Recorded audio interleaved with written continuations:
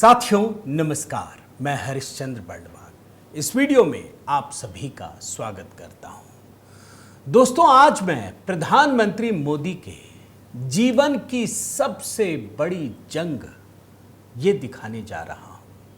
आपको लगेगा कि आखिर इस समय जब वो 75 साल के हो चुके हैं तो प्रधानमंत्री मोदी आखिर उस कौन सी जंग से लड़ रहे हैं, कौन सी जंग लड़ रहे हैं जो उनके जीवन की सबसे बड़ी जंग हो। आपको ध्यान होगा दोस्तों कि प्रधानमंत्री मोदी जब प्रधानमंत्री नहीं थे, मुख्यमंत्री थे, तब भी उनको कितनी जंगों का सामना करना पड़ा। मैं सियासी जंग की बात कर रहा हूं। आप याद कीजिए, गुजरात दंगा हो, किस प्रकार से उनको फंसाने के लिए पूरी की पूरी मशीनरी लग गई थी। उसके बाद उनको गुजरात के मुख्यमंत्री पद से हटाने के लिए क्या कुछ नहीं किया गया। वो भी उन्होंने बड़ी सफलता हासिल की, कोई कुछ नहीं कर पाया। भारतीय जनता पार्टी में ही जब 2014 में प्रधानमंत्री पद के नाम की घोषणा होने वाली थी, तब भी उन्हें बहुत बड़ी जंग झेलनी पड़ी, और वो तो खैर भाजपा के भीतर ही थी। यानी अगर बाहर देखें अन्य दलों में, वहां भी उन्होंने जंग लड़ी। भारतीय जनता पार्टी के भीतर भी जंग लड़ी, कानूनी मुकदमों का भी सामना किया, वो भी एक जंग थी। यहां तक कि आप जानते हैं ना दोस्तों कि जब वो मुख्यमंत्री थे तो विदेशों में, खास करके अमेरिका की बात करूं तो अमेरिका में बैन करवा दिया भारत के लोगों ने, अमेरिका के लोगों के साथ मिलकर। वो भी एक जंग थी। और प्रधानमंत्री बनने के बाद तो आप जानते हैं, पाकिस्तान से जंग, चीन से झगड़ा, बर्मा में, बांग्लादेश में, कितनी सारी कहानियां। लेकिन आज जिस जंग की बात कर रहा हूं ना दोस्तों, वो प्रधानमंत्री मोदी की कोई व्यक्तिगत जंग नहीं है। ये सीधे सीधे दुनिया के सबसे ताकतवर देश, उसके ताकतवर राष्ट्रपति के खिलाफ जंग है। और ये जंग प्रधानमंत्री मोदी के खिलाफ भी नहीं है, ये जंग भारत के खिलाफ है। मैं आपको दिखाने जा रहा हूं दोस्तों कि जो बीच बीच में लगता है ना कि डोनाल्ड ट्रंप प्रधानमंत्री मोदी की तारीफ करते हैं या कहते हैं कि हम ये कर देंगे, वो कर देंगे, दरअसल उसके पीछे की हकीकत क्या है। कैसे डोनाल्ड ट्रंप भारत के खिलाफ एक बहुत बड़ी रणनीतिक तैयारी भी कर रहे हैं, फैसले भी कर रहे हैं और ऐलान भी कर रहे हैं। और तभी मैं आपको कह रहा हूं कि 1 अक्टूबर को क्या होगा, क्या होने वाला है, कितना फर्क पड़ने वाला है। आज की कहानी में इसी को डिकोड करना चाहता हूं दोस्तों। एक आध फैसले हो तो कोई बात नहीं, लेकिन जब फैसलों की सीरीज होती है ना, तब लगता है कि अब असली जंग तो यही है और ये कभी ना कभी होना ही था, इसको कोई नहीं रोक सकता। तो 1 अक्टूबर को क्या होगा, इसके बहाने और इस घटनाक्रम को बताते हुए मैं बहुत बड़ी कहानी आपके सामने डिकोड करना चाहता हूं। साथ ही आपसे निवेदन है दोस्तों, जरूर कमेंट करके अपनी राय रखिएगा।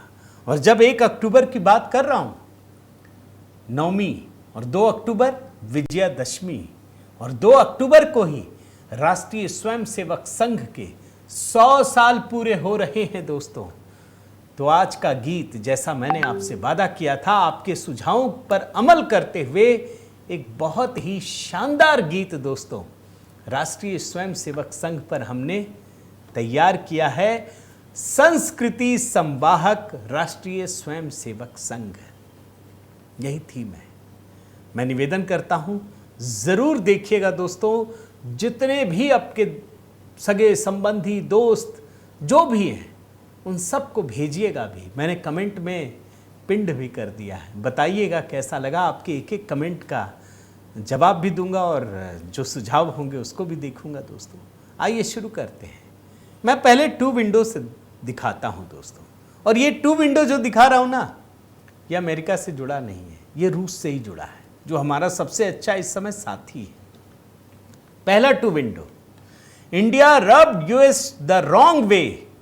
अमेरिका के लाख मना करने के बाद भी भारत रूस से हथियार खरीद रहा है। और दूसरा विंडो क्या है कि अब रूस की कंपनियां भारत से हथियार खरीद रही हैं, और वो भी रुपीस में, रुपये में, डॉलर नहीं देना पड़ रहा। समय पलट गया, बदल रहा है बहुत तेजी से। मैं ये आपको बता रहा हूं। अब रुपये वाली कहानी अलग है, वो तो छोड़ दीजिए, फिर तो उसमें आधा घंटा लग जाएगा। लेकिन जहां हम रूस से हथियार खरीद रहे हैं, अब रूस भी भारत से हथियार खरीद रहा है। एक और टू विंडो दिखाता हूं, देखिए। रूस आज भी, भारत रूस का सबसे बड़ा हथियार आयातक है, आज भी ये रिपोर्ट बता रही है। लेकिन कहानी थोड़ी बदल भी रही है दोस्तों। रूस भी भारत से बिलियंस ऑफ रुपीस में, अरबों रुपये लगा करके हथियार खरीद रहा है। एक तो रिपोर्ट भी आई थी जहां यूरोपियन यूनियन के देश कह रहे हैं कि रूस के पास तो अब कम हो गए हथियार, क्योंकि भैया यूक्रेन में तो लगातार लड़ ही रहे ना, तो उसमें भी कमी आई है। और सब कुछ रुपये में हो रहा है, डॉलर नहीं देना पड़ रहा हमको, ना हमको देना पड़ रहा है ना उनको देना पड़ रहा। हम तेल खरीद रहे हैं, रुपया दे रहे हैं, वो हमारा हथियार खरीद रहे हैं, उसमें भी रुपया ही दे रहे हैं वो। मैं दिखाना ये चाहता हूं दोस्तों कि समय एकदम से पलट गया है। अब भारत की इस ताकत को कौन भला मंजूर करेगा? क्या डोनाल्ड ट्रंप को अच्छा लगेगा? भाई, जो देश, जो अमेरिका दूसरे देशों से खेलता है, अभी आपने देखा होगा यूक्रेन को उसने अचानक से इतने मिलियन डॉलर, इतने बिलियन डॉलर का ऐड दिया। आपने जरूर देखा होगा। पता है कैसे ऐड देते हैं? कि चलिए आपको मैंने 100 मिलियन डॉलर का ऐड दिया, फिर बोलते हैं कि इसी ऐड से हमारे हथियार खरीद लो। ये काम हो रहा है। भारत ने पूरे के पूरे जियोपॉलिटिक्स को बदल करके रख दिया, और यही आकर समझ में आता है दोस्तों कि क्यों अमेरिका इतना भारत से गुस्साया हुआ है, क्यों प्रधानमंत्री मोदी के खिलाफ, भारत के खिलाफ ताबड़तोड़ फैसले कर रहे हैं। मैं एक एक करके 3 फैसले बताता हूं, फिर 1 अक्टूबर वाले फैसले पे आता हूं। ये देखिए, एकदम नया मुद्दा आपको दिखा रहा हूं। देख लीजिए इस घटना को। आप जानते हैं अभी अमेरिका के ट्रांसपोर्ट विभाग ने यह फैसला किया है कि जो अमेरिका के नागरिक नहीं है उसको कमर्शियल ड्राइविंग लाइसेंस तभी मिलेगा जब वो ये शर्तें पालन करेंगे। यानी भारी संख्या में अमेरिका में जो चलाते हैं ना गाड़ी, कमर्शियल वाहन, यानी ट्रक ले लीजिए, जिस ट्रक ड्राइवर के साथ राहुल गांधी भी घूम रहे थे, एक बार याद होगा आपको। अब वही ट्रक चला पाएगा जो बहुत सारी शर्तों को पूरा करेगा। इसका मतलब है कि इसमें सबसे अधिक जो ट्रक ड्राइवर हैं वो भारत के ही लोग हैं, सबसे अधिक। यानी एक और फैसला थोप दिया। और फैसला लिया क्यों, ये भी समझिए, 2 भारतीयों की वजह से। आप भूले नहीं होंगे, अभी हरजिंदर सिंह नाम का एक व्यक्ति, फ्लोरिडा में एक दुर्घटना, ट्रक दुर्घटना हुई, 2 लोगों की मौत हो गई। इसी तरीके से एक प्रताप सिंह है, एक्सीडेंट हुआ। इन दोनों घटनाओं का उदाहरण देते हुए यह नियम लागू किया गया है। हालांकि इसमें भी बहुत सारे किंतु परंतु हैं कि जो पहले से कर रहे हैं उस पर लागू नहीं होगा, दोबारा रिन्यू करेंगे तो शर्तें लागू होंगी। कहना यह चाहता हूं दोस्तों कि ये लेटेस्ट फैसला दिखा रहा हूं कि ये भारत के खिलाफ सीधा सीधा जा रहा है। दूसरा देखिए, प्रधानमंत्री मोदी से तो मुलाकात नहीं हो रही है, लेकिन डोनाल्ड ट्रंप शहबाज शरीफ मुनीर के साथ ऐसे गलबहियां कर रहे हैं जैसे पता नहीं। अब मैं उसके अंदर भी नहीं जाऊंगा कि उन्होंने क्या किया, उन्होंने तिरंगा लगाया, पता नहीं क्या किया, वो सब चीजें नहीं कह रहा। लेकिन सच्चाई ये है कि जिस पाकिस्तान को ये आतंकवाद का पनाहगार बताते थे, उसी ट्रंप ने शहबाज को महान नेता और सैन्य प्रमुख की तारीफ पे तारीफ कर रहे हैं। ये दूसरी घटना। तीसरी घटना, भाई पाकिस्तान तो हमारा दुश्मन है, तुर्की भी वही है। तुर्की हमारा दोस्त नहीं है, कभी नहीं होगा, उसको लाख मदद कर दीजिए। उस तुर्की के राष्ट्रपति एर्दोगन को डोनाल्ड ट्रंप ने बुलाया, उसके साथ भी गलबहियां की। आप जानते हैं भारत तेल खरीदता है रूस से, तो हम पे दुनिया का दूसरा सबसे अधिक टैरिफ लगाया गया है, ब्राजील के बाद। तुर्की भी खरीदता है, और आपको आश्चर्य होगा कि तुर्की और रूस के बीच चौथा सबसे बड़ा व्यापारिक पार्टनर है, लेकिन तुर्की पे नहीं लगाया। ये डबल स्टैंडर्ड आपको दिखा रहा हूं। और इतना ही नहीं, व्हाइट हाउस में जब बुलाया गया तो यह कहा गया कि जब इसको बैन किया था ना तुर्की को, तो इसलिए किया था कि इसने S-400 डिफेंस सिस्टम खरीदा था। अब डोनाल्ड ट्रंप कह रहे हैं कि कोई बात नहीं, तुम उसका S-400 भी खरीद लो, हमसे F-35 भी खरीद लो। जबरदस्त। यानी भारत के खिलाफ ये 3 बड़ी घटनाएं मैंने आपको दिखा दी। चौथी बड़ी घटना सुनिए दोस्तों, जिस 1 अक्टूबर की बात कह रहा हूं। डोनाल्ड ट्रंप ने एक ऐसे एग्जीक्यूटिव ऑर्डर पर हस्ताक्षर किए हैं, 25 सितंबर की घटना है, जिसके बाद जितने भी फार्मा प्रोडक्ट होंगे जो अमेरिका बाहर से आते हैं उस पर 100% टैरिफ लगा दिया गया है, और ये 1 अक्टूबर से लागू होगा, जिसकी कहानी मैं आपको बता रहा हूं। और मैं आपको उनका ट्रुथ सोशल वाला जो अकाउंट है जिसमें उन्होंने ऐलान किया है, देखिए। Starting October 1st, 2025, we will be imposing a 100% tariff on any branded or patented pharmaceutical product unless a company is building their pharmaceutical manufacturing plant in America is building will be defined as breaking ground and or under construction। मैं हिंदी में करके पढ़ता हूं। 1 अक्टूबर 2025 से हम किसी भी branded या पेटेंटेड दवा उत्पाद पर 100% टैरिफ लगाएंगे। यह उन पर लगता रहेगा जब तक कि कोई कंपनी अमेरिका में अपना दवा बनाने का प्लांट नहीं बना लेती या बनाने का काम शुरू नहीं करती। निर्माण का अर्थ होगा भूमि निर्माण या निर्माणाधीन। यदि शुरू हो गया है तो भी टैरिफ नहीं लगेगा। यानी कोई दवा कंपनी अगर अमेरिका में कुछ भी ले ले, कुछ भी भूमि पूजन भी कर दे, तो भी उस पर टैरिफ ये लागू नहीं होगा, ये कहा गया है। अब जाहिर है दोस्तों, जैसे ही ये खबर आई, भारत में जितने फार्मा सेक्टर हैं, हंगामा मच गया। शेयर बाजार में उथल पुथल दिखाई देने लगी। जो फार्मा सेक्टर के शेयर है वो गिरने लगे। और आप देखिए ना हेडलाइन, भारतीय दवा कंपनियों के बीमार होने का खतरा। भैया ग्लोबल हब है ये भारत का फार्मा सेक्टर, भारत को कहा जाता है। भारत ने इस साल 2024 की बात बता रहा हूं, अमेरिका में 31,000 करोड़ रुपए यानी 3.6 अरब डॉलर के दवा उत्पाद का निर्यात किया। ये 2024 में, मतलब 31,000 करोड़। और 2025 के पहले ही 6 महीने में 32,000 करोड़ से ज्यादा का एक्सपोर्ट कर दिया। यानी पिछले पूरे साल में जितने दवा का एक्सपोर्ट किया वो इस साल सिर्फ 6 महीने में। अब यहां तो कहानियां बनने लगी कि भारत का दवा उद्योग बर्बाद, ये वो तमाम चीजें। लेकिन जैसे ही मैंने रिसर्च किया दोस्तों, आपको रिपोर्ट दिखाता हूं, देखिए। यूरोप में तबाही मच गई। यूरोपियन यूनियन, वहां का जो फार्मा ग्रुप है, पता है क्या कहने लगा? ये वर्स्ट ऑफ ऑल वर्ल्ड्स है। यानी जब तक हम सोचे कि भारत के दवा उद्योग को बीमार करने की तैयारी है, देखा हमने तो कहा ये तो यूरोप के साथ बड़ी ज्यादती है। फिर मैंने रिसर्च किया दोस्तों, मैं देखना चाहा, क्योंकि यहां एक चीज लिखा, आपने ध्यान दिया, पेटेंटेड और ब्रांडेड। भारत की जो अधिकतर दवाइयां हैं ना, वो जेनरिक दवाइयां हैं। बड़े ध्यान से समझिए।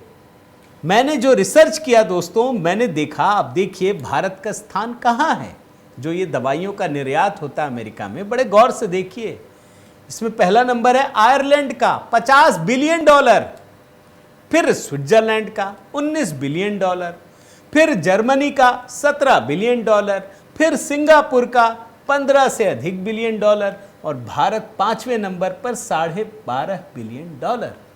यानी अगर देखिए टॉप 5 में तो आयरलैंड और स्विट्जरलैंड के सामने तो कहीं है ही नहीं। जर्मनी भी आगे, सिंगापुर भी आगे है। यानी यूरोप के लिए तो बड़ी तबाही है। फिर मैं और रिसर्च करने लगा दोस्तों कि ये तो बड़ा गड़बड़ झाला है भाई।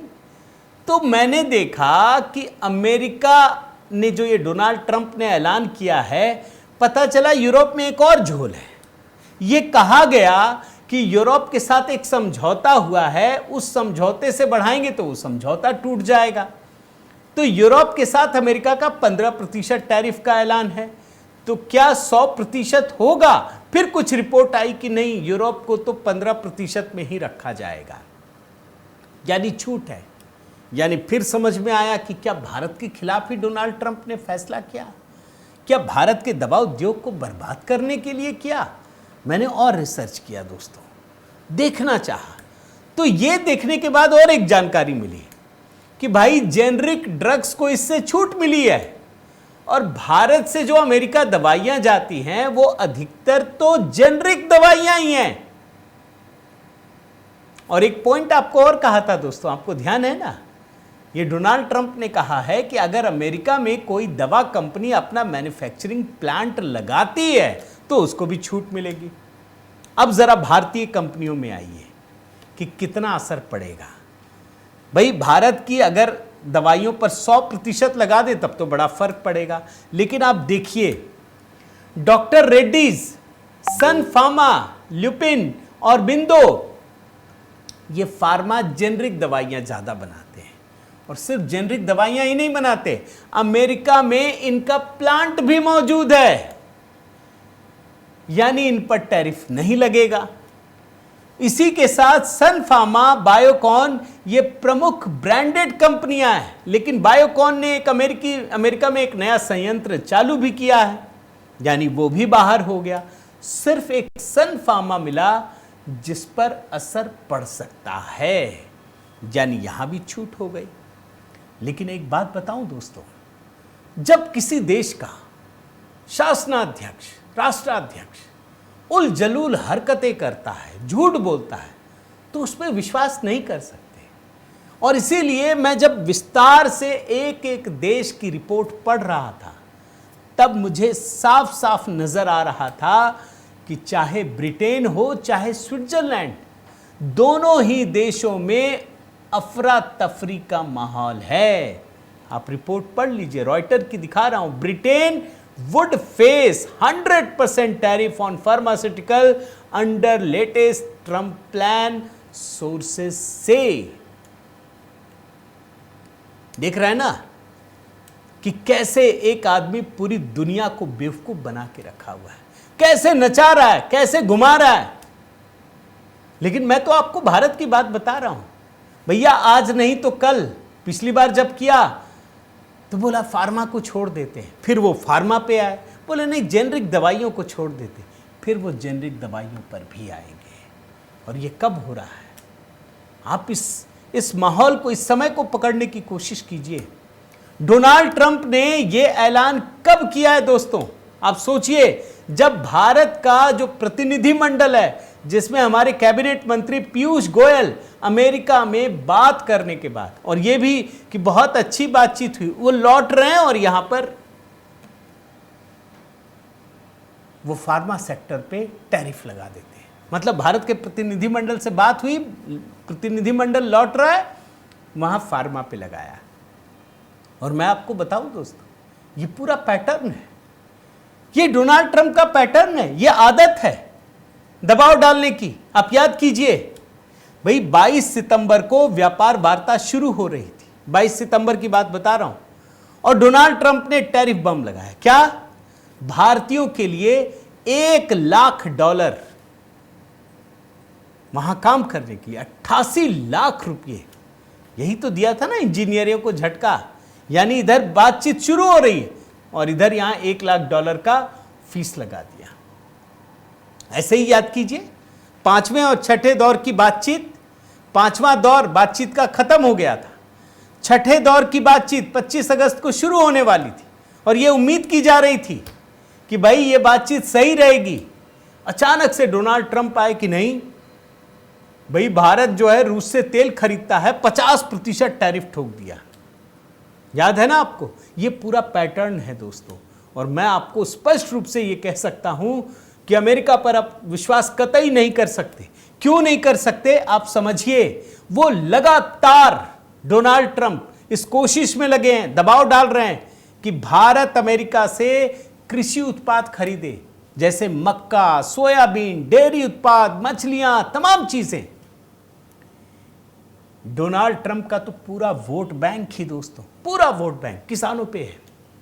मैं आपको स्पष्ट बता रहा हूं, वो चुनाव ही जीते हैं कि हम किसानों के लिए ही सब कुछ करेंगे, और उनको लग रहा था कि बस भारत में तो बेच देंगे। आप जानते हैं वहां का अगर उत्पाद आप एक बार यूज कर लें, यहां बेकार हो जाएगी जमीन, फसलें बर्बाद हो जाएंगी। वहां जो डेयरी उत्पाद है, वहां के गायों को मांसाहारी चीज खिलाए जाते हैं दूध अच्छे होने के लिए। और इसीलिए प्रधानमंत्री मोदी ने तय कर लिया कि हम किसानों के मामले में कोई समझौता नहीं करेंगे। ये लड़ाई दो देशों के किसानों की भी है दोस्तों, और हम देखना चाहते हैं। और आप देखिएगा कि डोनाल्ड ट्रंप अपने किसानों की रक्षा करते हैं या प्रधानमंत्री अपने किसानों की। प्रधानमंत्री मोदी ने तय कर दिया है कि हम नहीं झुकेंगे किसी भी कीमत पे। और आप देखिए डोनाल्ड ट्रंप को अपना स्टैंड बदलना पड़ा। पहले बोलते थे ना कि जब तक रूसी तेल आप बंद नहीं करेंगे हम बात ही नहीं करेंगे, ये कहा था ना। क्या हुआ भाई, हम तो रूस से तेल खरीद रहे हैं, इनको झुकना पड़ा, अमेरिका को झुकना पड़ा। और अब अमेरिका के विदेश मंत्री ये साफ साफ कह रहे हैं कि हमने जो रूस के तेल के नाम पे इतना भारी शुल्क लगा दिया है, हम उसको ठीक करना चाहते हैं। लेकिन डोनाल्ड ट्रंप के मन में बार बार है कि यार भारत को तो झुका के रहना है। बार बार रह रहकर वो पीड़ा नजर आती है। आप एक हेडलाइन दिखाता हूं, आप देखिए, हमसे एक बोरी मक्का तक नहीं खरीदता, हमसे एक बोरी मक्का तक नहीं खरीदता। भारत के सख्त रुख के आगे बेबस नजर आए अमेरिकी मंत्री। अमेरिका का वाणिज्य मंत्री है लुटनिक। वो कहता है कि भारत शेखी बघारता है कि आबादी 140 करोड़ है, लेकिन हमसे एक बुशल का मतलब हो गया 25.4 केजी, एक बोरी मक्का भी नहीं खरीद रहा है। ये उसकी पीड़ा है। आप देखिए, और जो मैं रिपोर्ट देख रहा था दोस्तों, CNN की ताजा रिपोर्ट, ये पता चला कि अमेरिका में इस साल जबरदस्त पैदावार हुई है। किसानों ने बम है, इतना पैदावार कर लिया, मगर खरीदने के लिए बाजार नहीं है, कोई खरीदार नहीं है। और इसीलिए अमेरिका लगातार भारत पर दबाव डाल रहा है। लेकिन प्रधानमंत्री मोदी ने तय कर दिया कि हम अपने किसानों के हितों के साथ कोई समझौता नहीं कर पाएंगे, न करेंगे। मैं आपको ऐसे नहीं कह रहा हूं दोस्तों, प्रधानमंत्री मोदी अपने जीवन की सबसे बड़ी जंग लड़ रहे हैं, सबसे बड़ी जंग। ये बहुत बड़ी कहानी है दोस्तों, और ये जंग किस दिशा में जा रही है, मैं एक उदाहरण देता हूं। अभी रूस ने एक बड़ा ऐलान किया है, जानते क्या कहा है कि अब हम तेल गैस ये वो कम करेंगे देना। सुन करके तो लगेगा कि अरे फिर क्या होगा। आप जानते हैं अभी सर्दी का समय आ रहा है, यूरोप और अमेरिका दोनों के लिए मैं बता रहा हूं, यूरोप के सारे देश तबाही मच जाएगी। ठंडे के समय में इनको सबसे अधिक इन ऊर्जा की जरूरत पड़ती है, और ये रूस ही देता है। अब रूस उल्टा गेम कर रहा है, क्योंकि पता है कि ये तो बाद में हमको पलट के मारेंगे, अभी उनको मारो। अब इन्होंने तय किया रूस ने कि हम नहीं देंगे। कह रहे हैं कि भैया हमारा तो सिस्टम ही थोड़ा चौपट हो गया है, फिर तो भारत से भी नहीं मिलेगा। यकीन मानिए दोस्तों, यूरोप और अमेरिका में भी तबाही दिखेगी, ये बात सच है। और इसी मौके पर भारत ने अमेरिका को कहा है, देखो अब तो रूस तेल नहीं देगा, रूस तो ये नहीं देगा, तो हमको खरीदने के लिए दो। आपने तो ईरान और वेनेजुएला, इस पर भी पाबंदी लगा दी है। आप जानते हैं दोस्तों भारत ने कितना बड़ा काम किया है। भारत अगर रूस से तेल नहीं खरीदता तो पूरी दुनिया में हाहाकार मच जाता, तेल की कीमत इतनी बढ़ जाती कि आप कल्पना नहीं कर सकते। भाई पाकिस्तान में और बाकी देशों में जो इन्फ्लेशन रेट है वो 20% तक गया, और भारत में 3-4% तक ही सिमटा रहा। ये बड़ा काम है। तो दोस्तों ये ऑनगोइंग कॉन्फ्लिक्ट है, स्टोरी है। मैंने तो आपको वो दिखाया कि किस प्रकार से डोनाल्ड ट्रंप अजीबोगरीब हरकतें कर रहे हैं, अजीबोगरीब कार्रवाई कर रहे हैं। और मैं साफ साफ देख रहा हूं कि प्रधानमंत्री मोदी जिस तरीके से, बहुत संयमित तरीके से इस जंग को लड़ रहे हैं, मुझे नहीं लगता कि इससे बड़ी जंग उन्होंने अपनी जिंदगी में कभी लड़ी हो, और वो भी अपने देश के खातिर। प्रधानमंत्री मोदी इस जंग में कहाँ पहुँचेंगे। मैं निवेदन करता हूँ आप ज़रूर कमेंट कीजिएगा दोस्तों, आप कैसे देखते हैं। साथ ही आपसे ये भी आग्रह है कि अगर आपने चैनल सब्सक्राइब नहीं किया है तो ज़रूर कीजिए, लाइक कीजिए, बेल आइकन दबाइए। और हाँ दोस्तों, HB मेलोडी, मैंने राष्ट्रीय स्वयंसेवक संघ के 100 वर्ष पूरे होने पर एक गीत अपलोड किया है। तुरंत अभी के अभी आप उस जो कमेंट है वहाँ मैंने पिंड किया है, क्लिक कीजिए, सुनिए, बताइए कैसा लगा। बहुत बहुत धन्यवाद। जय सिया राम।